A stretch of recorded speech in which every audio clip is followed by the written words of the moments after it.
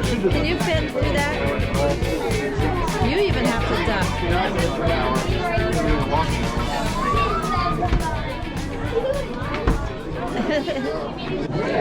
All right. Well, hey guys, before we take you down into this big old hole in the ground, we do like to let you know what you are getting yourselves into today. Now, if you have seen or you have heard about this little red cable train and you thought this was a ride-through thing, well, hopefully it's going to be a ride-out thing. But in order to get to this cable train, we're going to start with a bit of a strenuous hike. We're going to start by descending down a 94-foot sinkhole to get into the entrance of our cave. Once inside, you'll be looking down over 200 feet. It is a gorgeous view, unless you're afraid of heights. We're going to continue our descent down, down, down, just like my career, till we get 500 feet below the surface of the earth. Now, guys, we like to have fun with you, but in all seriousness, please understand that involves walking down about 500 stairs through tight passages in dimly lit, wet conditions. We're going to span across a half mile, hike up the huff and puff stairs. Now, this is only about 150 stairs, but they are steep and narrow. Then we will hopefully hop on this cable train and ride it out right back to the hospitality house. Anybody catch that keyword? Hopefully. Guys, the cable train is a ride, and just like any ride on this park or any park you go to anywhere, sometimes rides don't work. Now, it does not happen every day or even every week, though it did happen last week, twice.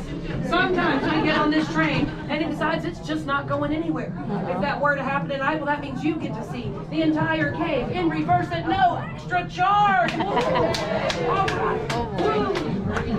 I hope we get to do that. All right, that's going to turn a half mile into a mile. It's going to turn an hour into 2 hours, and it would in fact mean walking right back up these 500 stairs. So having said that, this tour is not recommended if we have weak ankles or knees, hip, back, or neck problems, respiratory issues, heart impairment, balance issues, possibly pregnant, trouble walking, bending, or stooping, or recently suffered injury or illness. This tour is not recommended. Those are the physical things. Now we're going to talk psychological. This tour is not recommended if we have a fear of heights, bats, the dark, tight spaces, or lack of cell phone service. It's a cave, guys. We've got all the things. As a matter of fact, we have 4 kinds of bats and 2 kinds of salamanders on the endangered species list. And that's why you see a sign over here that says no food or drink beyond this point. We really do mean that, guys. The introduction of outside substances can be fatal to our critters. So if you have something sealed up, wrapped up, folded up, and packed up, it's fine. We're just not going to get anything out and have a picnic in the cave today. That doesn't include anything in our mouth other than dentures. If we have gum, candy, mints, chewing tobacco, straws, toothpicks, anything like that, there's a trash can for you right over here on your way out.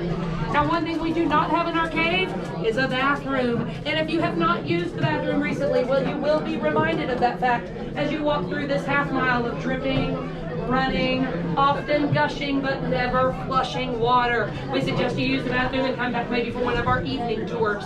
Finally, throughout the cave, you are going to see black AED boxes. Those are automated external defibrillators. They are not there to scare you. They are just there to take care of you. In the very unlikely event of an emergency, your guide is CPR certified and trained to use that defibrillator. All right, guys, now after all that negativity, you will be glad to know I am not your guide. You got out of that one. Usually your guide would be standing right there ready to come on down, but things are a little crazy, so I'm going to go grab him from the desk. His name is Brad. Give him a nice warm welcome when he comes down. Let me grab him. Robbie, are you ready to go on the cave tour? Finally? A lot of walking. Yeah. You're going to be panting a lot. This is my 4th cave or Bird.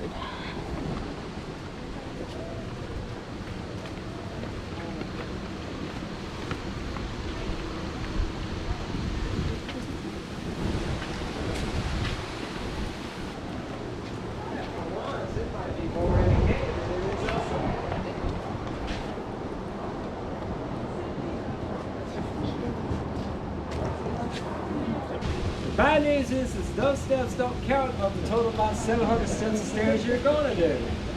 So, if you had any issues with these stairs, you might want to reconsider this tour because those are the easy stairs. Alright? Now, I want to check all your shoes. Make sure your shoes are good and tight. Your sandals are tightly fastened. If you're wearing Crocs, put them in full-wheel drive. Let me slip the thing to the back. You know what I'm talking about if you're wearing them. Now, if you have open-toe shoes, just watch your step. There's plenty of rocks down there. It's also dimly lit, wet conditions, so again, watch your step. and hold on to the rails. You're going to see me use the rails all the time, and I do this every day, so I recommend doing the same. All right? With all that being said, well, one more thing. If you have little ones with you, this is what I recommend. You hold on to the rail, hold on to their hand, and let them hold on to the rail on the other side. All right. Y'all ready to head on down? Yeah. All right, let's go. Oh, cool.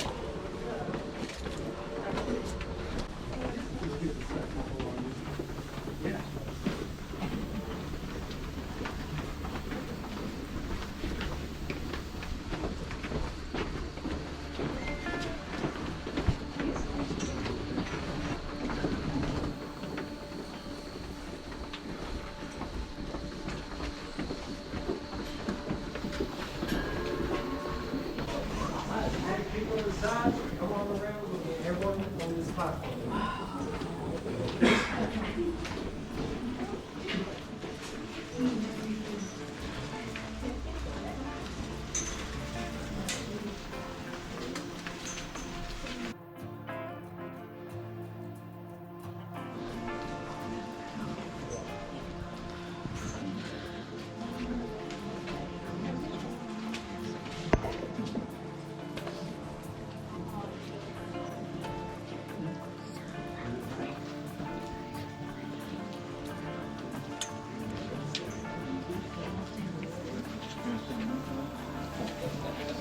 There, all right, y'all. We call this room the cathedral room. Main reason why is because it's actually 200 feet tall. It's 200 feet wide and over 400 feet long. It's like a 20-story building and almost a city block in size. As y'all was looking over to the side, you notice that flat ground down there, right? Oh, that's just an optical illusion. It's not flat ground at all. It's a steep hill, and you're going to see that once we get to the bottom.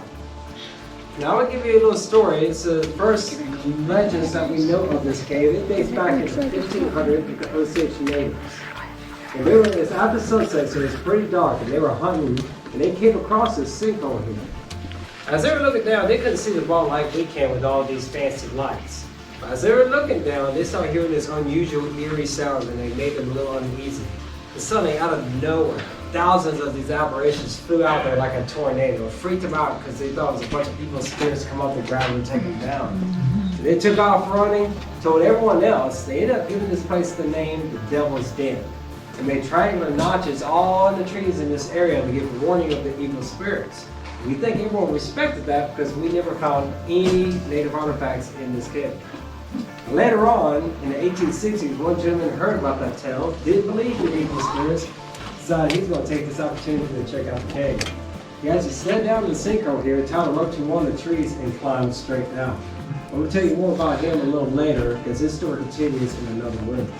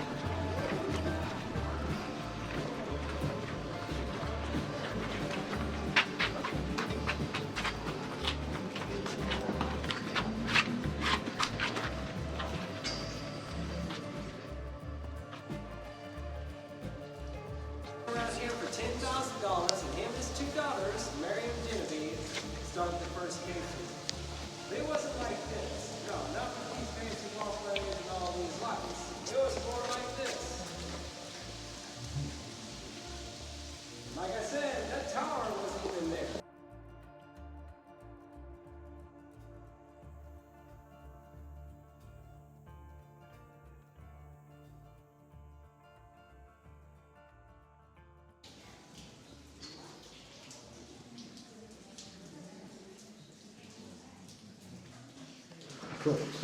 All right, we call this room the shoe room. Does anyone know why? Yeah, look straight up. You can see it. There's the toes.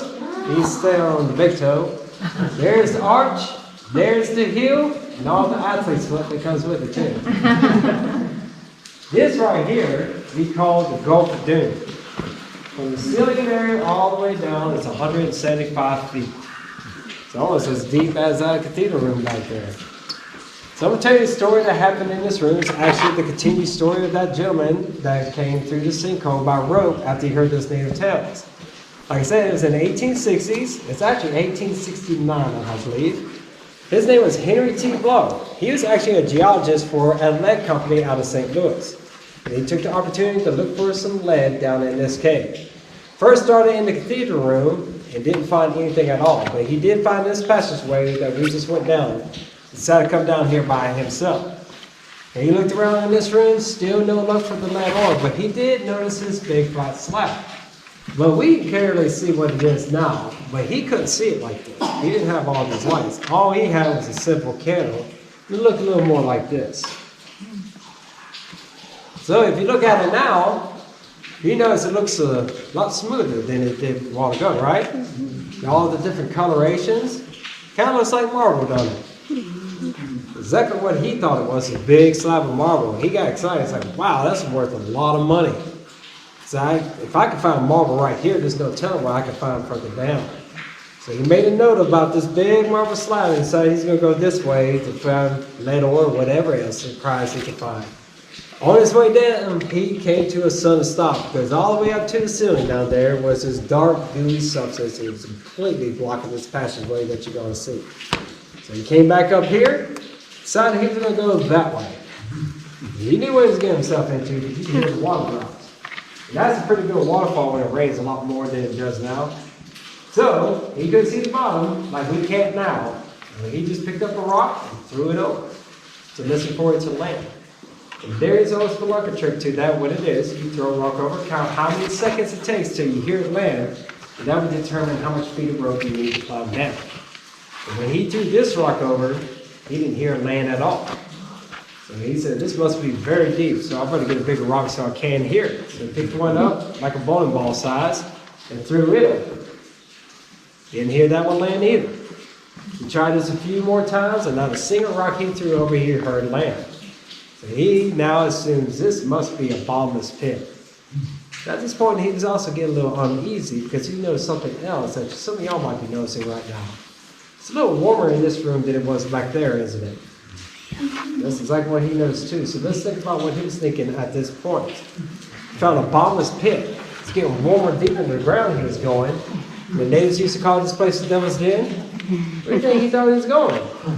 Straight out that way where he went. And I would too. But like I said, he made note of this big marble slab, and later on, the locals around here heard about that big marble slab and got excited. Decided they were going to come down and mine this big slab of marble, so they created the Marble Cave Mining Company. They spent a lot of money. They built a town up above named Marmaros, which is Greek for marble. And they spent 10 years of getting the money, getting the crew, getting the equipment all together. And after 10 years, they finally hired the geologists to come confirm if this was marble. So after all that time investment, he finally comes down, looks at this big slab and says, yep, that's not marble. That's just a big slab of limestone. Same thing as that rock, 95% of this cave is just limestone. Yeah, they were pretty sad about that after all that money. But he said, all is lost. There's something you can mine out of here that's going to make you a lot of money. There's that gooey substance right down there. So what do you think that was? Bat guano, which is? Bat poop, exactly. So why would bat poop be worth anything? I hope not. Makeup? Well, I guess that's where they get the bat in your eyes from, right?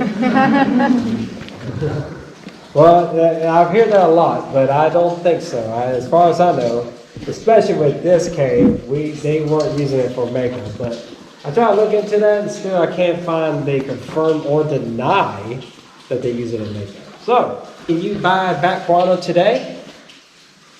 You can, as fertilizer. One of the best fertilizer actually you can get. They still mine it out to this day for it. But what they also use, and here's a good history lesson, gunpowder. Actually, some people say that's what won the Revolutionary War, because they used backwater for the gunpowder of their ammunition. And we used it here for dynamite. For the main reason they mined this one out. That's why we have rods up above called powder keg and thunderation. It's named after that backwater used as dynamite. That's what they ended up mining this backwater out. And that's why I was pointing over here too, because that's what's happened to Henry's rocks. Down at the bottom, there's about a 60-foot pile of backwater his rocks were softly landing on when he came here. So they ended up mining that, selling that backwater for $700 a ton. Back in 1800s, that's a lot of money. And they ended up mining it out for 4.5 years, so pretty much the bats were all pooped out. After that, they abandoned the cave, abandoned the town. That's when William Lynch came in, bought the cave, started the first cave tours, and we've been doing cave tours for 127 years since then. It's a long time. So let's do a little scenario in this room, all right? So say we're mining the backwater ourselves, or we're on the Lynch's tour. Like I said, they only had candles to light their way. So what do you think would have been like in this room if suddenly, I don't know, if you sneezed? Or you tripped on a rock, or, water dripped on your candle? What would you do in this room? Let's find out. So now we're going to have to continue the tour just like they had to. So I want y'all, no, I'm just kidding, we ain't going to do that. All right, who wants the lights back on? Me. Please? Yeah, raise your hand. Exactly. Raise your hand if you want the lights back on, all right? Yeah, you can thank her later. All right, so that's the last time I turn off the lights, okay? All right, we're going to continue on through the cave. We're not going Henry's way. Sorry, whoever wanted to do that. But we're going to go this way since the guano's all gone. So we got the cloud room. It's uneven walkways, so please hold on to the rails as you go through. Further down is the corkscrew staircase. They're narrow. There's some low points you got to watch your head on. After that, we have an infamous passage where we call Tall Man's Headache. It's earned its name. It's the reason why we had that cutout in the queue line, because it's 4 feet tall. It's also 7 feet long. So you got to watch your head and watch your back as you go through. After that, we're going to meet up all the way into the Mystic River Passage. And there's going to be some pretty cool things to see on the way. Y'all ready to head on through? All right, let's go.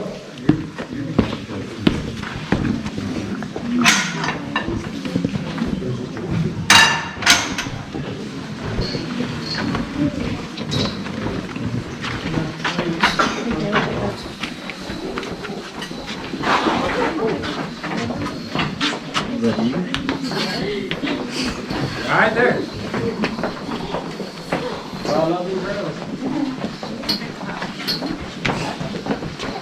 Can I sleep? Two in a row.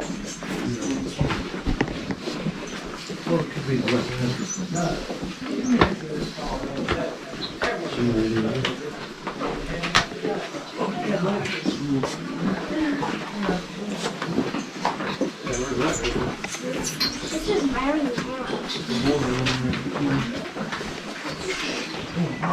Why is this so easy? A little tiny area to put a staircase.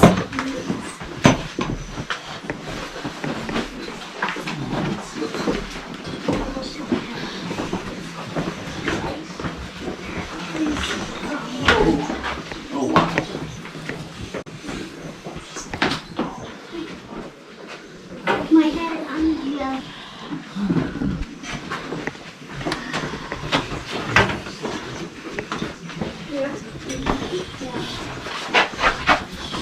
I'm short enough. I'm short enough.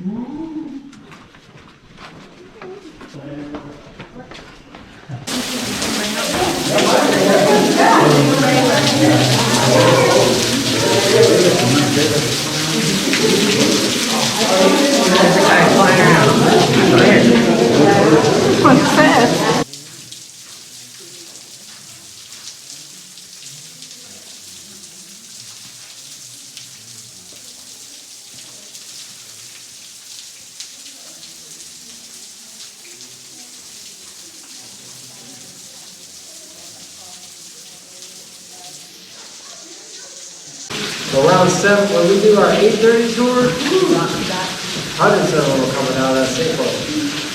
You don't realize when you leave in the park tonight, there's probably thousands of bats flying over you, like they had the bakery.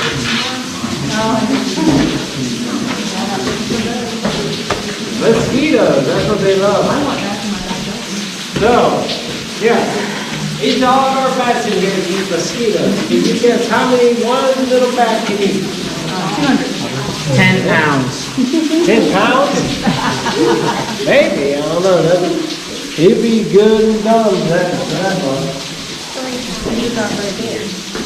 2 pounds. Would it be weird if I say 1,000? 1,000 mosquitoes? How about this? 1,000 mosquitoes an hour. One bat. Get me 1,000 mosquitoes an hour. Well, we love our bats. Yeah, a lot of them, we don't have to worry too much about pest control. All right, so the bottom of that waterfall back there that everyone saw, 505 feet on the ground. So right here, we're around about 450 feet. So what goes down, yeah, because we're the opposite when we're above ground, right? So that's what these stairs are for. We call these the huff and puff staircase. It's Ernest's thing, you're about to find out. They're narrow and they're steep. We got 150 of these steps to get up to that cable train up the top. And before we do head up, I do want to go over a couple things. One thing is this formation right over here. Now that's actually at the bottom of an 80-foot formation we call the undisturbed. And right up in this stairway here, we're going to go literally right by. It's going to be right next to you. And what I ask is to please do not touch it with any part of your body. That includes your clothes and your shoes and anything like that. The reason why is it's still a growing formation. And we got oil all over us. On our skin, on our clothes, everywhere. And the oil will cause that spot to never ever grow again. Because it makes the calcite slip right through forevermore. Remember I said it takes 1 cubic inch 100 years to grow?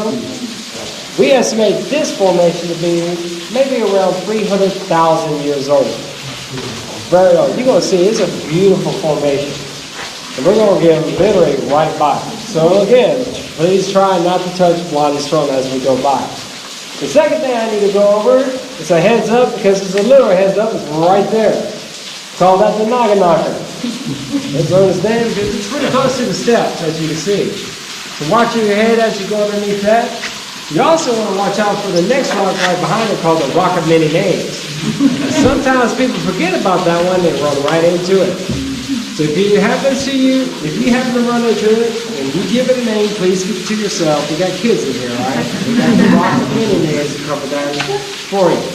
The two rocks you gotta watch out. Remember not to run into it. Last thing I want to talk about is the camper train itself. It's at the top of these stairways. We have a full tour here of 45 people. So I can fit 15 people per car. There's 3 cars. So we're going to start with the top car, top seat, only 3 people per seat.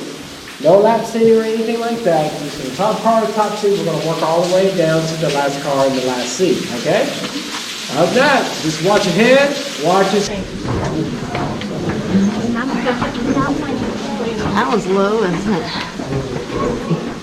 Oh, that one could hit me.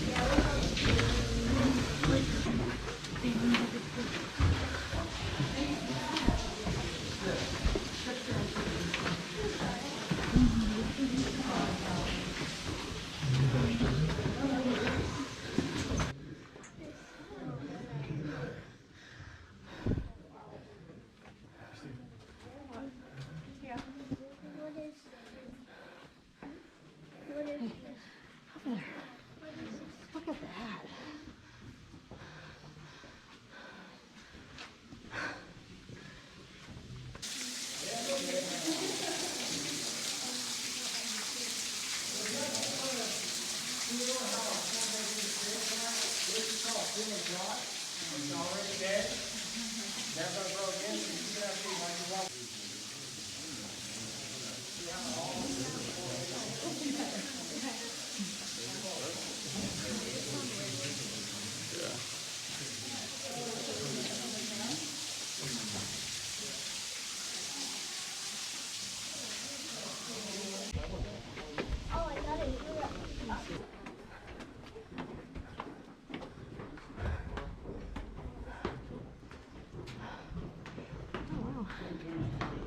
It's my third one. You're in good shape, sir. Thank you.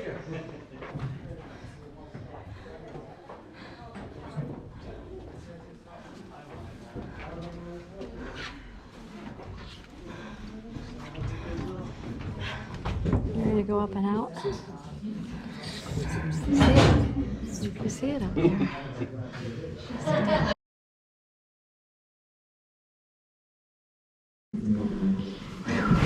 Alright folks, we're trying to go down here. In 3, 2, 1. Uh-oh. Oh, there it is. This is a great brother and a grandson.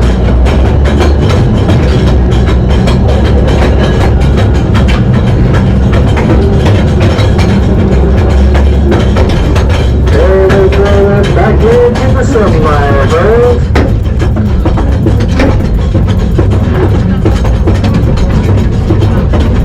So we'll talk a little bit about this camper train that you're riding on. This camper train was designed and built in 1959. Like when the engineers didn't think it was possible for a cable train to go around the turn over here right now. The local gentleman with just a third grade education said he can make it work, and he did, and it's been working ever since.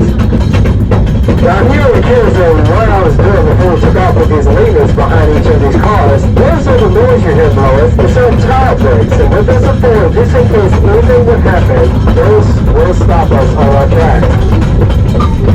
Now up ahead, you notice there's another cable train coming down, because this is actually on a counterbalance system. So it's two cable trains with two cables on